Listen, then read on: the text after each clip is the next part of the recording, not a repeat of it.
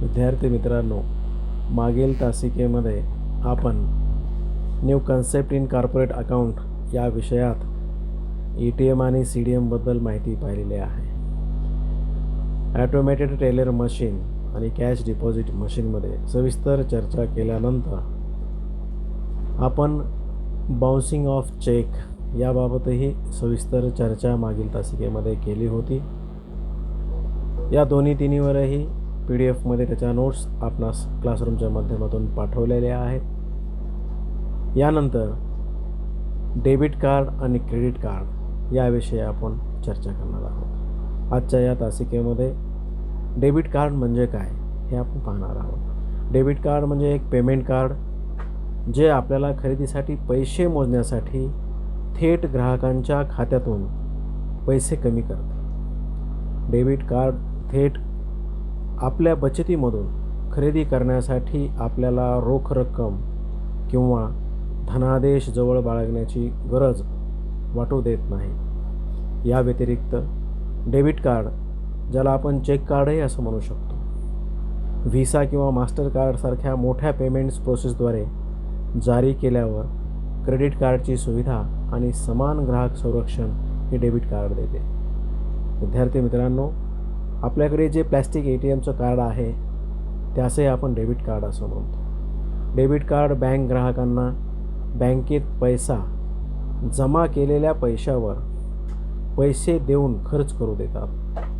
Debit card हे plastic payment card असते जे खरेदी करताना रोख रकमेऐवजी ते आपणास वापरता येते.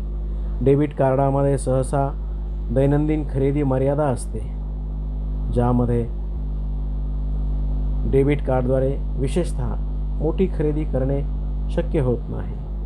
परंतु डेबिट कार्डमध्ये खरेदी करत असताना आपणास सर्वात महत्त्वाचा म्हणजे आपल्याला आपल्या बँकेने दिलेला आपल्याकडे असलेला पिन क्रमांक माहिती असणे आवश्यक असते. विदाऊट डेबिट कार्डसुद्धा आपण खरेदी करू शकतो, परंतु त्यासाठी किंवा आर्थिक व्यवहार करू शकतो, परंतु त्यासाठी पिन अत्यंत आवश्यक असतो. काही डेबिट कार्ड सर्व खरेदीवर 1% परत यासारख्या स्कीम राबवल्या जातात, बक्षीस राबवल्या जातात. अनेक बक्षिसाच्या ऑफर्ससुद्धा डेबिट कार्डद्वारे खरेदी केल्यानंतर ऑफर्सद्वारे आपल्याला ती रक्कम आपल्या खात्यात जमा होते. डेबिट कार्ड कसे कार्य करते? हे कार्ड दुहेरी काम करते. ते आपणास आपल्या खात्यातून ATMद्वारे पैसे काढून देते. कित्येक व्यापारी विक्रीच्या ठिकाणी त्याचा वापर करतात. या व्यतिरिक्त ते वापरकर्त्यास खरेदी करण्याची परवानगी देखील देतात. डेबिट कार्ड आपणाला नेहमी शुल्कापासून मुक्त होऊ देत नाहीत. जर आपण आपल्या डेबिट कार्ड जारी केलेल्या बँकेशी संलग्न नसलेल्या ATMमधून पैसे काढले तर मात्र आपल्याला संबंधित बँक पैसे काढल्याबद्दल शुल्क आकारू शकते. बँकेच्या उत्तरदायित्वाच्या खात्यात सामान्य पत शिल्लक कमी करण्यासाठी डेबिट एंट्री ही आवश्यक असते.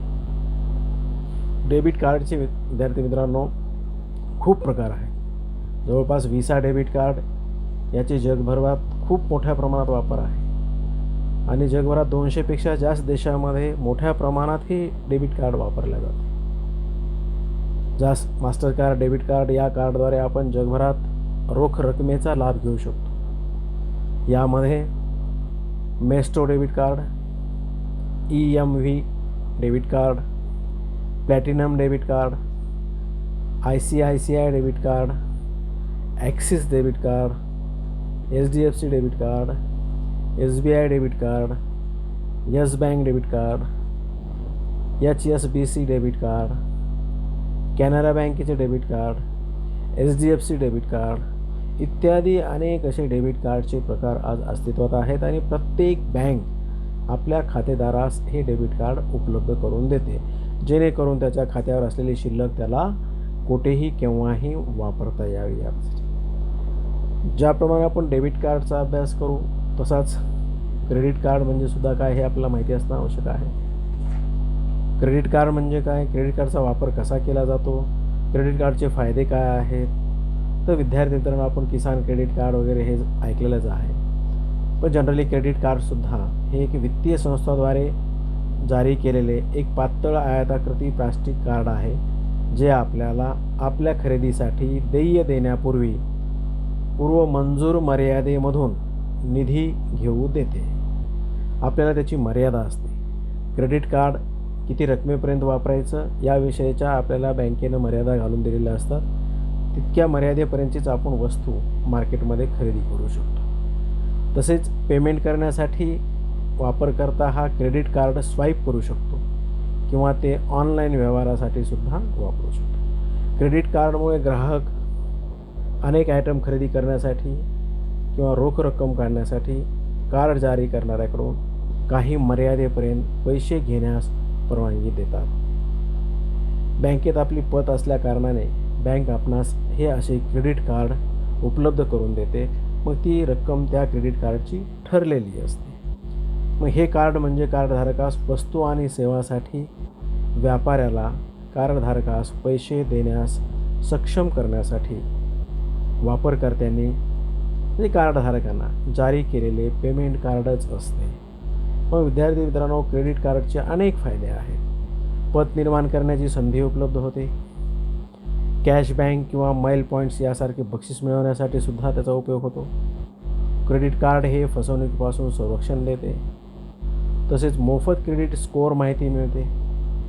परदेशी व्यवहारावर शुल्क लागत नाही. आणि या कार्डामुळे निश्चितच ज्याच्याकडे क्रेडिट कार्ड आहे त्याची निश्चितच क्रयशक्तीसुद्धा वाढते. त्यामुळे क्रेडिट कार्डचे अनेक असे फायदे आहेत.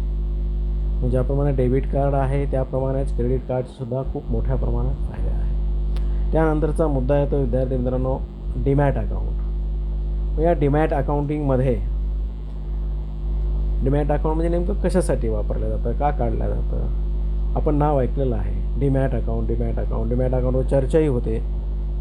अनेक बातमीपत्राच्या नंतर अनेक न्यूजवाले शेअर मार्केटवर चर्चा करतात. त्या ठिकाणी चर्चात नेहमी सहभागी असलेला विषय म्हणजे डीमॅट अकाउंटिंगचा असतो. मग डीमॅट अकाउंट शेअर बाजाराचे एक आकर्षक असं उदाहरण आहे. यामध्ये प्रश्न म्हणजे डीमॅट अकाउंट म्हणजे काय? डीमॅट हा डिमॅटरलायझेशन या शब्दाचा शॉर्ट फॉर्म आहे. डीमॅट खाते म्हणजे शेअर्स, बॉन्ड्स, डिबेंचर्स, सरकारी रोखे आदी कागदी स्वरूपात शेअर्स, सर्टिफिकेट्स न ठेवता डिमटेरियलायझेशन करून इलेक्ट्रॉनिक रेकॉर्डच्या स्वरूपात ज्या खात्यात ठेवता येतात असे खाते म्हणजे डीमॅट खाते होय. विद्यार्थी मित्रांनो, डीमॅट खाते म्हणजे shares, bonds, debentures, government bond इत्यादी कागदी स्वरूपात शेअर्स, सर्टिफिकेट्स न ठेवता डीमॅट मीन्स डिमटेरियलायझेशन करून इलेक्ट्रॉनिक रेकॉर्डच्या स्वरूपात ज्या खात्यात ठेवता येतात त्यास डीमॅट खाते असे म्हणतात. या खात्याची नोंद CDSL सेंट्रल डिपॉझिट सर्व्हिस लिमिटेडकडे इलेक्ट्रॉनिक रेकॉर्डच्या स्वरूपात असते. शेअर मार्केटचे व्यवहार करण्यासाठी डीमॅट खाते क्रमांक आपणास दिला जातो. साधारणपणे प्रत्येक शेअर्सधारकाकडे व्यवहार करण्यासाठी डीमॅट खातेच असते. डीमॅट खात्याचा वापर करण्यासाठी इंटरनेट पासवर्ड आणि व्यवहाराच्या पासवर्डची आवश्यकता असते. तिथून मग नवीन सिक्युरिटीज विकत घेता येतात किंवा हस्तांतरित करता येतात. व्यवहाराची पुष्टी झाल्यावर डीमॅट खात्यामध्ये खरेदी किंवा विक्रीचे खाते आपोआपच व्यवहार त्या ठिकाणी घडून येतात. विद्यार्थी मित्रांनो, डीमॅट अकाउंट म्हणजे शेअर्स, बॉन्ड्स, डिबेंचर्स इत्यादीचा इलेक्ट्रॉनिक रेकॉर्ड ठेवणारे खाते होय. शेअर मार्केटचे व्यवहार करण्यासाठी डीमॅट खाते हे उघडले जाते.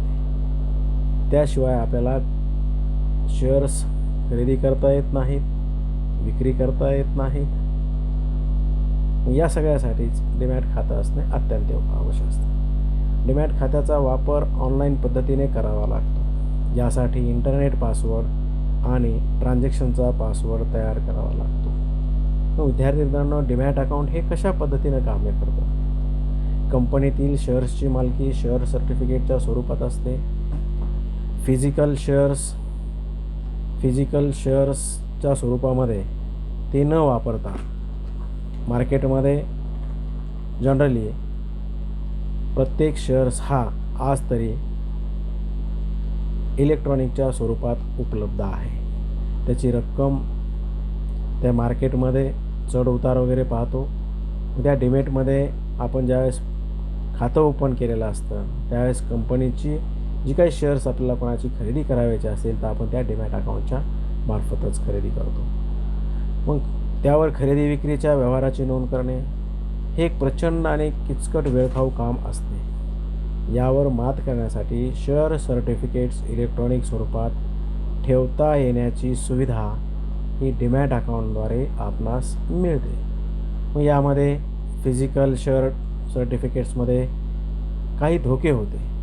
ते धोके टाळण्यासाठी जसे की आपले शेअर सर्टिफिकेट चोरी जाणे, हरवणे, खराब होणे, कोणीतरी डुप्लिकेट बोगस कॉपी करून फसवणूक करणे इत्यादी घटना टाळण्यासाठी या डिमॅट अकाउंटची निर्मिती झाली. बँकेच्या खात्यात ज्याप्रमाणे रक्कम भरली अथवा काढली तर डेबिट अथवा क्रेडिट व्यवहार नोंदवले जातात, त्याचप्रमाणे डिमॅट खात्यातही तशाच प्रकारच्या नोंदी होतात. आपण शेअर्स खरेदी केले तर आपल्या डिमॅट खात्यामध्ये इलेक्ट्रॉनिक फॉर्ममध्ये ते जमा होतात. शेअर्स आपण विकले तर आपल्या डिमॅट खात्यातून पैसे कमी होतात व ते शेअर्स कमी होतात. मग शेअर्स खरेदी करताना आपण दिलेले पैसे मात्र आपल्या बँक खात्यातून दिले जातात. मग डिमॅट अकाउंटचे फायदेही खूप आहेत, मोठ्या प्रमाणात आहेत. शेअर्स धारकाला बोनस शेअर्सचे वाटप झाल्यावर ते लगेच त्याच्या खात्यामध्ये देण्यात येतात. आग, चोरी किंवा तशा प्रकारचा कुठलाही धोका या डिमॅट अकाउंटला राहत नाही. वैयक्तिकरित्या तेथे जाऊन व्यवहार करण्यासाठी लागणाऱ्या खर्चापेक्षा डिमॅट अकाउंट हे आपल्याला खूप कमी खर्च करायला लावते. प्रत्यक्ष शेअर प्रमाणपत्रांना असणारी कुठलाही धोका यामध्ये राहत नाही. जसे की सही न जुळणे, पोस्टामुळे उशीर होणे, प्रमाणपत्रे गहाळ होणे. विद्यार्थी मित्रांनो, कसल्याही प्रकारची स्टॅम्प ड्युटीसुद्धा याला लागत नाही किंवा ट्रान्सफर डीडसुद्धा बनवावी लागत नाही. डिमॅट खात्यामुळे आपण जगाच्या पाठीवर कुठे जरी असलो तरी आपल्याला स्मार्टफोन, टॅब किंवा कॉम्प्युटरद्वारे सहजच शेअर्सचा खरेदी विक्रीचा व्यवहार करता येतो. फक्त शेअर्सचा नव्हे तर mutual funds, exchange trading funds, units, सरकारी कर्ज रोखे असे विविध गुंतवणुकीचे पर्याय डिमॅट अकाउंटमध्ये असतात. अगदी एकही शेअर न विकता तुम्ही डिमॅट अकाउंट उघडू शकता. कुठल्याही लिस्टेड कंपनीचा फक्त एक शेअरसुद्धा तुम्ही खरेदी करून डिमॅट खात्यामध्ये ठेवू शकता. शेअर्सचे हस्तांतरण, शेअर्स तारण ठेवून कर्ज घेणे अशा विविध सुविधा आपल्याला डिमॅट खात्यामुळे मिळतात. विद्यार्थी मित्रांनो, या डिमॅट अकाउंटिंगमुळे गुंतवणूकदाराला खूप मोठ्या प्रमाणात फायदे होतात. जसे डिपॉझिटरी सिस्टीममध्ये कागदी प्रमाणपत्राचे धोके होते, ती गहाळ होणे, चोरणे, फाटणे, नक्कल करणे इत्यादी त्या गोष्टी यामुळे टळलेल्या आहेत. या सिस्टीममुळे शेअर्सचे त्वरित वितरण होते आणि नोंदणीसाठी लागणारा वेळ टळतो. विद्यार्थी मित्रांनो, गुंतवणूकदारांशी सुद्धा जलद संपर्क करता येतो. स्वाक्षरी न जुळल्याने वितरण होणारे व्यत्ययसुद्धा मोठ्या प्रमाणातून टाळले जातात. शेअर्स विक्रीतून येणारे पैसे त्वरित आपल्या खात्यात जमा होतात. शेअर हस्तांतरणावर स्टॅम्प ड्युटी आकारली जात नाही. भारतामध्ये NSDL आणि CSDLद्वारे डिमॅट अकाउंट सुविधा पुरवली जाते. ही सुविधा ब्रोकर्स मध्यस्थामार्फत पुरवली जाते. या ब्रोकर्सला डिपॉझिटरी पार्टिसिपंट्स म्हणतात. ओळखीचा पुरावा व इतर कागदपत्रे गोळा करून डिमॅट अकाउंट काढले जाते. विद्यार्थी मित्रांनो, आपणही डिमॅट अकाउंट काढू शकतो. त्यासाठी लागणारी महत्त्वाची कागदपत्रे म्हणजे डिमॅट खाते सुरू करण्यासाठी KYCच्या नियमानुसार कागदपत्रे पुरवावी लागतात. शेअर्सचे व्यवहार करणाऱ्या दलालाशी करार करावा लागतो. सहसा पुढील कागदपत्रांची आवश्यकता लागते. त्यामध्ये सर्वप्रथम पॅन कार्ड, आपल्या राष्ट्रीयकृत बँकेचं स्टेटमेंट, रहिवाशाचा पुरावा, आयकर परतावा, 2 रंगीत फोटो, बँकेचा क्रॉस केलेला चेक KYC ची माहिती, आधार कार्ड इत्यादी माहिती डीमॅट कार्ड काढण्यासाठी आपल्याला पुरवावी लागते. विद्यार्थी मित्रांनो, यासोबतच डीमॅटनंतर ई बँकिंगसुद्धा आपल्यासाठी खूप फायदेशीर आहे. ई बँकिंगद्वारे ग्राहक आपल्या खात्यात सहज प्रवेश करू शकतो आणि संगणक किंवा मोबाईलच्या वापराने बरेच आर्थिक व्यवहारसुद्धा करू शकतो. इलेक्ट्रॉनिक बँकिंग हा बँकिंगचा एक प्रकार आहे, ज्यामध्ये रोख, धनादेश किंवा कागदाच्या इतर कागदपत्रांच्या अदलाबदलीऐवजी इलेक्ट्रॉनिक सिग्नलच्या देवाणघेवाणीतून निधी हस्तांतरित केला जातो. इलेक्ट्रॉनिक बँकिंग टेलिफोन लाईनद्वारे संवाद साधणाऱ्या कॉम्प्युटर सिस्टीमवर अवलंबून असते. Electronic banking, E banking, virtual banking, online banking किंवा इंटरनेट बँकिंग अशी अनेक नावे या ई बँकिंगसाठी आहेत. हे फक्त इलेक्ट्रॉनिक आणि दूरसंचार वापर आहे. ऑनलाईन बँकिंग, ज्याला इंटरनेट बँकिंग किंवा वेब बँकिंग असेही म्हणतात, ही इलेक्ट्रॉनिक पेमेंट सिस्टीम आहे जी बँक किंवा इतर वित्तीय संस्थेतील ग्राहकांना वित्तीय संस्थेच्या वेबसाईटद्वारे अनेक प्रकारचे आर्थिक व्यवहार करण्यास सक्षम करते. ई बँकिंग हे ऑनलाईन बँकिंगच्या उद्देशाने डिझाईन केलेले एक महत्त्वाचे उत्पादन आहे, जे आपल्याला आपल्या बँक खात्यात सहज आणि सुरक्षित प्रवेश करण्यास सक्षम करते. ई बँकिंग ही एक सुरक्षित, वेगवान, सोपी आणि कार्यक्षम इलेक्ट्रॉनिक सेवा आहे, जी आपल्याला बँक खात्यातून आपल्याला केव्हाही व्यवहार करण्याची मुभा देते. ऑनलाईन बँकिंग सेवा दिवसाचे 24 तास आणि आठवड्यातून 7 दिवस चालविण्यास सक्षम करते. या सेवेद्वारे आपण कोणत्याही ठिकाणी आणि कोणत्याही वेळी आपल्या घरातून किंवा ऑफिसमधून बँकिंगचे व्यवहार करून आपला वेळ वाचवू शकतो. आपल्याला फक्त इंटरनेट अत्यावश्यक आहे.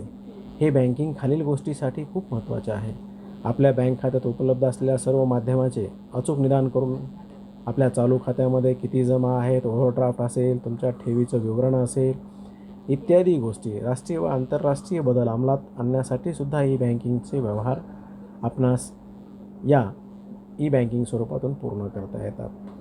सर्व प्रकारच्या उपयोगी देय बिलाच्या देयकाची अंमलबजावणीसुद्धा ई बँकिंगने करण्यात येते. जसे वीज बिल भरायचे असेल, पाणी पुरवठ्याचे बिल असेल, टेलिफोन बिल असेल, काही सीमा शुल्क भरायचे असेल, हे सुद्धा आपल्याला ई बँकिंगद्वारे ही कामं करता येतात, जेणेकरून आपला त्याच्यावर सर्वात जास्त वेळ वाचतो. जसं आपण मोबाईलचं, टी व्हीचे अनेक चॅनल्सचे वगैरे बिल भरत असताना आपण ई बँकिंगद्वारे काय करतो, पेमेंट करतो आणि सगळी घरी बसल्या बसल्या याची फायदे घेतो. ई बँकिंगमुळे अनेक सुविधा आपल्याला प्राप्त होतात. नेट बँकिंगमुळे आज आपणास अनेक वेगवान व्यवहार करता येतात. त्यामध्ये खूप मोठ्या प्रमाणात सुविधा आहेत. त्या सुविधा सुरक्षित आहेत. ई बँकिंगला कमी मर्यादा आहेत. ई बँकिंगचे अनेक वैशिष्ट्ये आहेत. ई बँकिंग हा उत्तम ग्राहक सेवा देणारा एक ई बँकिंग माध्यम आहे. आज त्याच्यासोबतच विद्यार्थी मित्रांनो, आज आपण डेबिट आणि credit account, credit card, demat account आणि ई बँकिंग याविषयी चर्चा केल्यानंतर एक लास्टला EFT याच्यावरही चर्चा करू, ज्याला आपण इलेक्ट्रॉनिक फंड ट्रान्सफर असे म्हणतो. इलेक्ट्रॉनिक निधी हस्तांतरण हेही आपल्या प्रथम टॉपिकमध्ये EFT स्वरूपात एक शॉर्ट फॉर्म त्याचा दिलेला होता. तो त्या शॉर्ट फॉर्मलाच आपण इलेक्ट्रॉनिक फंड ट्रान्सफर, इलेक्ट्रॉनिक निधी हस्तांतरण असे म्हणतो. इलेक्ट्रॉनिक निधी हस्तांतर बँकिंगमध्ये EFTचे संक्षिप्त रूप म्हणजे इलेक्ट्रॉनिक फंड ट्रान्सफर होय. इलेक्ट्रॉनिक फंड ट्रान्सफर म्हणजे एक किंवा अधिक पैशाच्या हालचालींचा संदर्भ आहे. 1978च्या United States electronic fund transfer कायद्यानुसार इलेक्ट्रॉनिक टर्मिनल टेलिफोन संगणकाद्वारे म्हणजेच ऑनलाईन बँकिंगसह किंवा मॅग्नेटिक टेपद्वारे ऑर्डर, निर्देश किंवा एखाद्या वित्तीय संस्थेस ग्राहकाचे नाव डेबिट करण्यासाठी किंवा क्रेडिट करण्यासाठी अधिकृत केले जाते. इलेक्ट्रॉनिक फंड ट्रान्सफर EFT ही कागदाची रक्कम न बदलता थेट एका दुसऱ्या खात्यातून पैसे हस्तांतरित करण्याची प्रणाली आहे. हे दोन्ही क्रेडिट हस्तांतरणासाठी वापरले जाते, जसे की वेतनपट देयके असतील, डेबिट हस्तांतरणासाठी जे काही कर्ज भरणं असेल, इतर ट्रान्सफर जे काय ऑनलाईनच्या माध्यमातून केले जातात. इलेक्ट्रॉनिक नेटवर्कद्वारे पैशाचे इलेक्ट्रॉनिक हस्तांतरण केले जाते. इलेक्ट्रॉनिक फंड ट्रान्सफर समान बँक किंवा वेगळ्या बँकेच्या दरम्यान करता येते. बऱ्याच प्रकारच्या पेमेंट सिस्टीमद्वारे ते पूर्ण केले जाऊ शकते. EFT एखाद्या व्यक्तीद्वारे किंवा व्यवसायासारख्या संस्थेद्वारे सुरू केली जाऊ शकते आणि बऱ्याचदा चांगल्या स्थितीत बँक खात्यापेक्षा जास्त आवश्यकताही नसते. इलेक्ट्रॉनिक फंड ट्रान्सफर म्हणजे एका बँकेच्या खात्यातून दुसऱ्या बँक खात्यात इलेक्ट्रॉनिक पैशाचे हस्तांतरण, जसे एकतर एका वित्तीय संस्थेत किंवा एकाधिक अनेक वित्तीय संस्थेमधून संगणक आधारित प्रणालीद्वारे बँक कर्मचाऱ्यांच्या थेट हस्तक्षेपाशिवाय पैशांचे हस्तांतरण करता येते. म्हणून विद्यार्थी मित्रांनो, आज आपण EFT इलेक्ट्रॉनिक निधी हस्तांतरण कुठं प्रत्यक्ष जाण्याची गरज नसते, तीसुद्धा इलेक्ट्रॉनिक माध्यमातूनच करू शकतो. Banking, demat account, debit card आणि क्रेडिट अकाउंट याविषयी आज आपण सविस्तर चर्चा केली आहे. इथून पुढची माहिती पुढील लेक्चरमध्ये घेऊ. थँक्यू.